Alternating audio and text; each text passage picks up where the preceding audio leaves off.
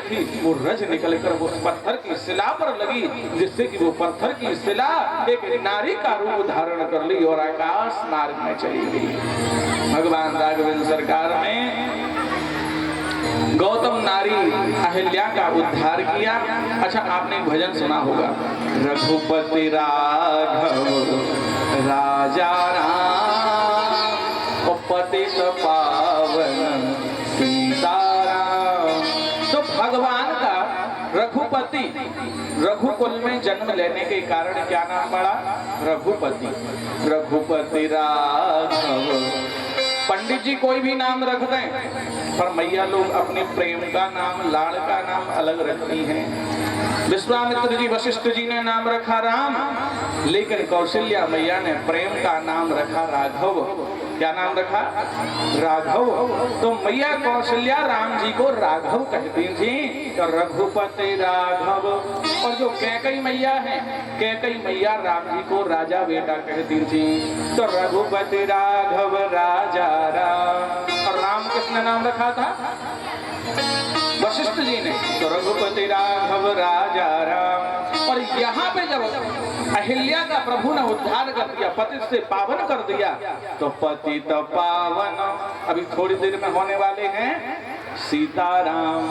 बोलो राघवेंद्र सरकार की जय। जनकपुर में राम जी पहुंचे। जनकपुर में जनक राज ने बड़ा सुंदर स्वागत किया, सत्कार भवन में ठहराया। और रात्रि का समय था, तो रात्रि के समय में रामचंद्र जी पूछ रहे हैं, गुरु जी कल किसका भाग्य उदय होगा? कल किसकी गली में वरमाला डलेगी? लखनलाल जी कहने लगे, भैया जिसके ऊपर गुरु जी की कृपा होगी, माला तो उसी के गले में डलेगी। हाँ, जिसके ऊपर गुरु मेहरबान तो चेला पहलवान। जिसके ऊपर गुरु मेहरबान हो जाए तो चेला पहलवान हो जाता है। गुरु पूरा प्रयास करता है अपने चेले को बचाने के लिए कि अब बच जाए, अब बच जाए, अब बच जाए। प्रातः काल हुआ। प्रातः काल के समय रामचंद्र जी, लखनलाल जी वो साथ में लेकर पुष्प वाटिका जा रहे थे फूल तोड़ने के लिए, पूजा के लिए। अच्छा, उसी दिन कात्यायनी माता का पूजन करने के लिए सीता मैया आ रही थी। और सीता मैया जैसे ही आई, कात्यायनी माता का पूजन किया। कात्यायनी माता का पूजन करके कह रही है, माँ आप मेरे हृदय की बात को जानती हो। कात्यायनी माता के गले में, गौरी मैया के गले में जो वरमाला डली थी वो निकलकर और सीता मैया के गले में डल गई। उस समय गौरी मैया मानो ऐसा कहना चाहती हैं, मनोजा ही राचे भूमि लाही सोवर सहज सुंदर सावरो। मनोजा ही राचे मिलहि सोवर सहज सुंदर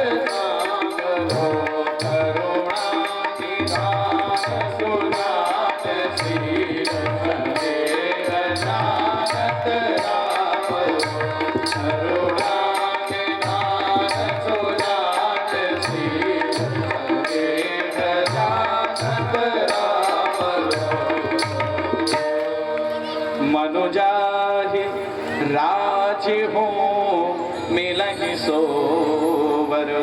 मन में जो तुम्हारे रचा हुआ वर है वो तुम्हें प्राप्त होगा।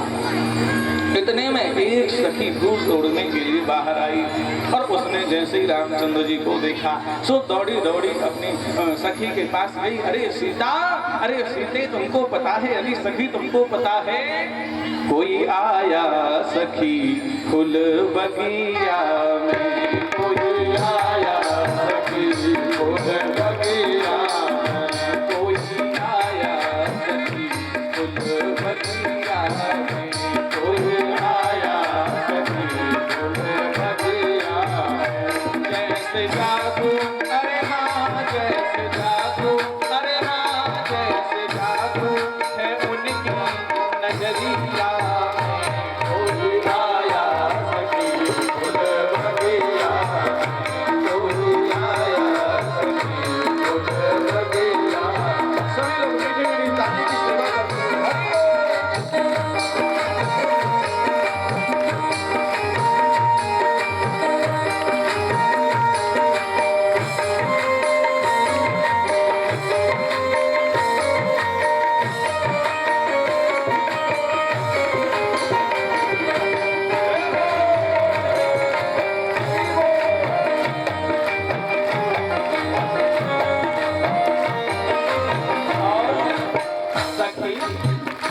सांवला एक है एक गोरा बदन, सांवला एक है एक गोरा बदन, सांवला एक है एक गोरा बदन, सांवला एक है एक गोरा बदन, देख कर भी न अब तक भरा मेरा मन, देख कर भी न अब तक भरा मेरा मन, ऐसा रूप नहीं देखा वो मैया, ऐसा रूप नहीं देखा वो मैया, कैसे जादू अरे हाँ कैसे जादू अरे हाँ कैसे जादू है उनकी नजरिया में, कोई आया सखी फुलवरिया में, कोई आया सखी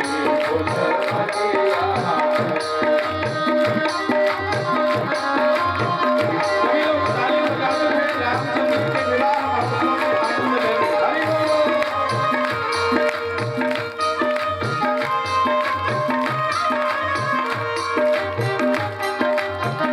हरि सखी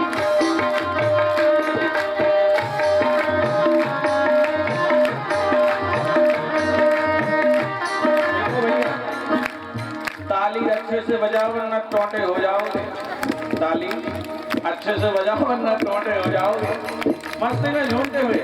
और कहती है सखी, कोई कहता है दशरथ दुलारे है वो, कोई कहता है दशरथ दुलारे है वो, कोई कहता है दशरथ दुलारे है वो, कोई कहता है दशरथ दुलारे है वो, यज्ञ रक्षा में असुरों को मारे है वो, यज्ञ रक्षा में असुरों को मारे है वो, तीर बांधे गगन का मैया, तीर बांधे गगन का मैया, तीर बांधे गगन का मैया, तीर बांधे गगन का मैया, जैसे जादू अरे हाँ जैसे जादू अरे हाँ जैसे जादू है उनकी नजरिया में, कोई आया सखी फुलवरिया में, कोई आया सखी फुलवरिया में, कोई आया सखी फुलवरिया में।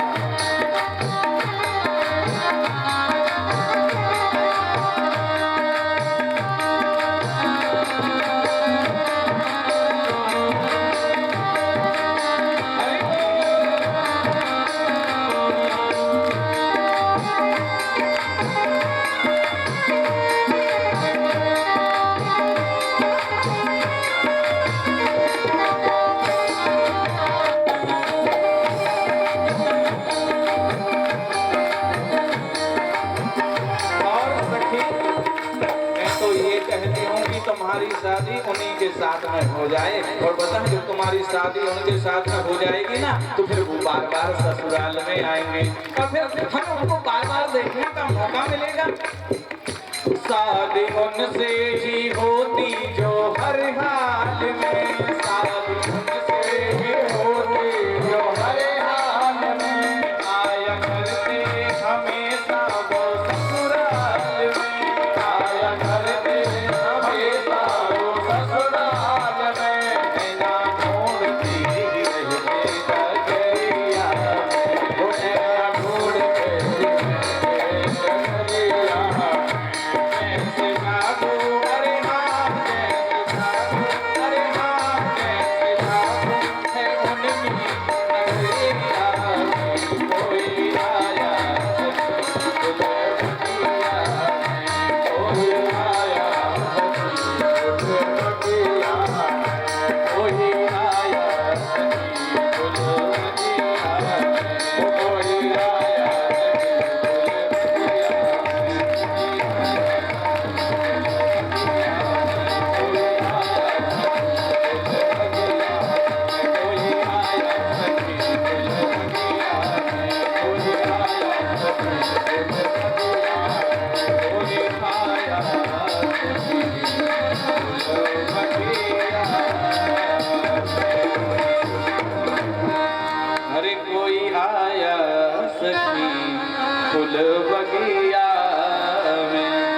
सीते मैं तो ये कहती हूँ कि तुम्हारी शादी उन्हीं के साथ में हो जाए। तो सभी सखियां सीता मैया को साथ में लेकर और कुसुम वाटिका में आ गई। अब सीता मैया रामचंद्र जी को देखती हैं, रामचंद्र जी सीता मैया को देखते हैं।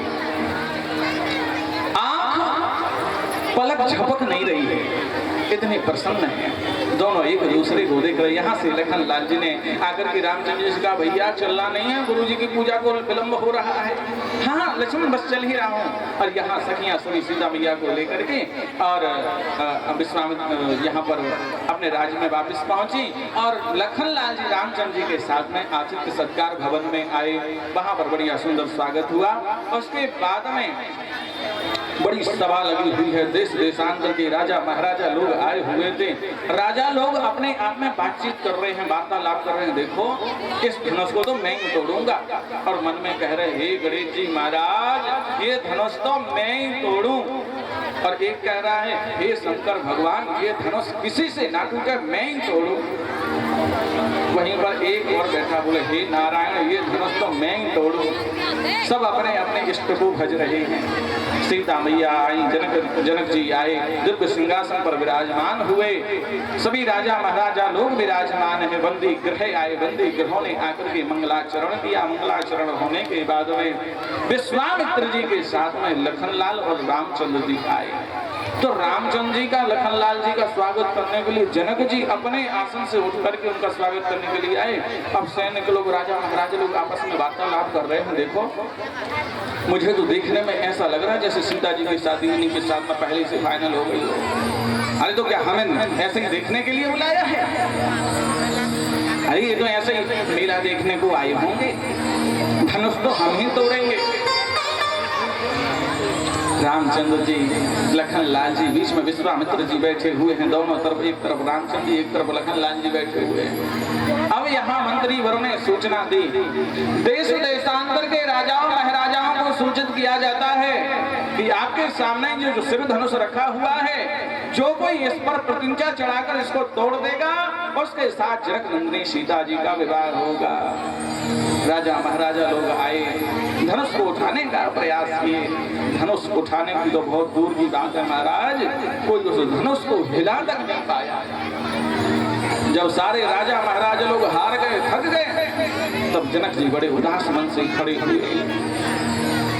जनक जी ने कहा, आज मुझे कहते हुए भारी बड़ा दुख हो रहा है कि सारी पृथ्वी वीरों से खाली हो गई है। एक भी ऐसा कोई राजा नहीं है, राजकुमार नहीं है जो इस शिव धनुष को उठाकर इस पर प्रतिज्ञा चढ़ाकर इसको तोड़ सके, इसको भंग कर सके। यदि मुझे ऐसा पहले पता होता तो मैं कभी अपनी ऐसी प्रतिज्ञा नहीं करता। यदि मैं अपनी प्रतिज्ञा को तोड़ता हूं तो अपने पूर्वजों की कीर्ति को कलंकित करूंगा, और यदि मैं अपनी प्रतिज्ञा जीवित रखूं तो मेरी पुत्री को जीवन भर गंवाना पड़ेगा। मुझे आज भारी बड़ा दुख हो रहा है। लखन लाल जी के क्रोध का पारावार नहीं रहा, तुरंत खड़े हो गए। महाराज जनक, आपने ये बात बोलने से पहले एक बार भी विचार नहीं किया कि यहाँ हमारे बड़े भैया रघुकुल नंदन कमल दिवाकर हमारे राघवेंद्र सरकार भी विराजमान है। अरे ये पुराना जीव धनुष क्या चीज है? यदि मेरे बड़े भैया मुझे आदेश दें तो पूरे ब्रह्मांड को उठाकर गेंद की भांति मसल कर रखें। ये पुराना जीव धनुष क्या है? आपने एक बार भी विचार नहीं किया। जनक जी कहने लगे, मेरा मन दुखी करने का किसी का मन तो नहीं था, पर यदि मेरी वाणी से किसी को दुख पहुंचा हो तो मैं माफी मांगता हूं। विश्वामित्र जी ने रामचंद्र जी को आदेश दिया, राम जाओ जाकर के इस शिव धनुष को भंग करो। गुरु की आज्ञा मान करके रामचंद्र जी आगे बढ़े। राजा महाराजा लोग हंस रहे, खिल खिल खिल कर ये शिव धनुष तोड़ेंगे, इनसे धनुष टूटेगा। अरे हमसे तो धनुष टूटा नहीं, ये धनुष तोड़ेंगे। अब देखो चिड़िया पर्वत उठाने चली है, लोग तरह तरह की बातें करने लगे। पता है जब कोई आप अच्छा काम करोगे ना तो पीछे पीछे 10 आदमी बोलेंगे, इन पे थोड़ी होना, इन पे थोड़ी होना। हाथी चले बाजार और कुत्ता भौंके हजार। सुखिया लोगों का काम है कहना, लोग कहते जाएंगे। लोगों का काम है कहना, लोग कहते जाएंगे। गुरु ही प्रणाम मन ही मन कीना, गुरु ही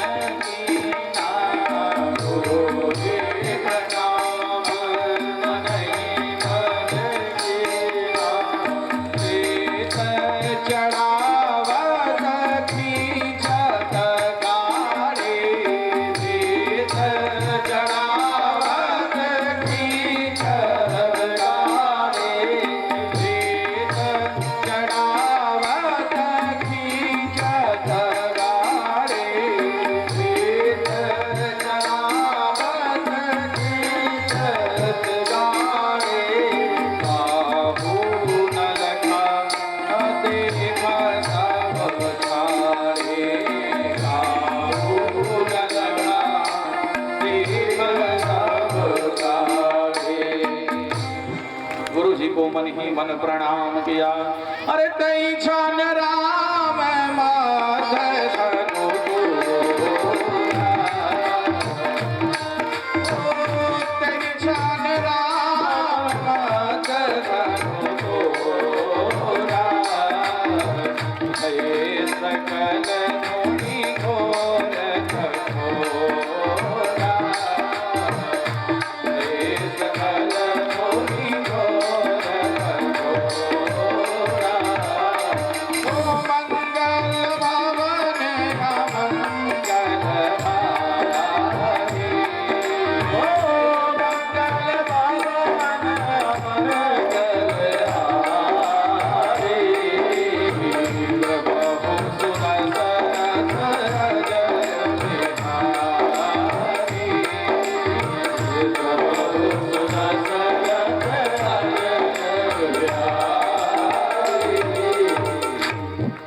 तई छान राम माथ धनु तोरा, अभय सकल धुनि घोर कठोरा।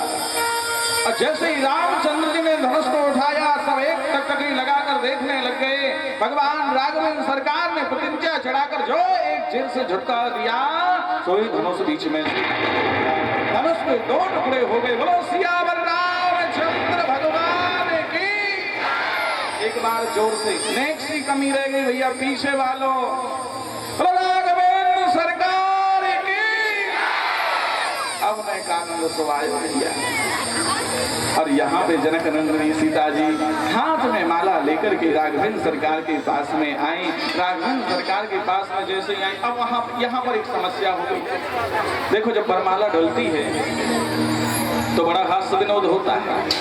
अब रामचंद्र जी राजकुमार हैं तो पटली पर खड़े हुए हैं, और राजकुमार हैं तो 1.5 हाथ लंबा तो मुकुट लगाए थे तो और ऊंचे हो गए, और जब तक झुकेंगे नहीं तो वरमाला डलेगी कैसे। सखियां कह रही हैं प्रभु थोड़ा झुक जाओ। रामचंद्र जी कह रहे हमारा सिर या तो गुरु के चरणों में झुकता है, या अपने इष्ट के चरणों में झुकता है, या अपने माता पिता के चरणों में झुकता है। इसके अलावा हम अपना सिर कहीं नीचे नहीं करते। सखियां बोली यहाँ पर तो अच्छों को नीचे करना पड़ता है। रामचंद्र जी अकड़ में खड़े हैं, हम सिर नीचे नहीं करेंगे। सखियां तो परेशान हो गई। सखियों ने सैनिक से कहा जरा अपने इनसे कहो ना कि थोड़ा अपना सिर नीचे कर लें। अब सैनिक कहने लगा ये बताओ हमारे दमाद लल्ला बनने वाले हैं, अब दमाद से कैसे कह दें कि सिर नीचे कर लो। तो सैनिक दौड़ा दौड़ा गया जनक जी के पास में। देखो आप कहो ना इनसे अपने कि थोड़ा सिर नीचे कर ले। जनक जी बोले कि अब ये हमारे दमाद बनने वाले हैं, बताओ दमाद को अपने घर में कोई बुला के कहता कि अपने सिर नीचे करो? कोई कहता भला? मैं कैसे कह सकता। एक काम करो तुम गुरु जी के पास में जाओ, गुरु जी कह देंगे तो ये अपना सिर जरूर नीचे कर लेंगे। गुरु जी तो दौड़ा दौड़ा सैनिक गया। गुरु जी अपने चेलवा से बोल दो ना कि थोड़ा सिर नीचे कर ले। गुरु जी बोले सुनो भैया धनुष तोड़वाना हमारा काम था, धनुष हमने तोड़वा दिया, और शादी विवाह के बारे में हम बाबा लोग क्या जाने। सो भैया शादी विवाह का तो तुम ही देखो। सैनिक बोल नहीं रहा है, जनक जी बोल नहीं रहे हैं, गुरुजी कुछ बोलना नहीं चाहते हैं। लखन लाल जी अपना सिर नीचे करके बैठे थे, और सखियां रामचंद्र जी से कह रही हैं अरे झुक जइयो तनक रघुवीर सिया मोरी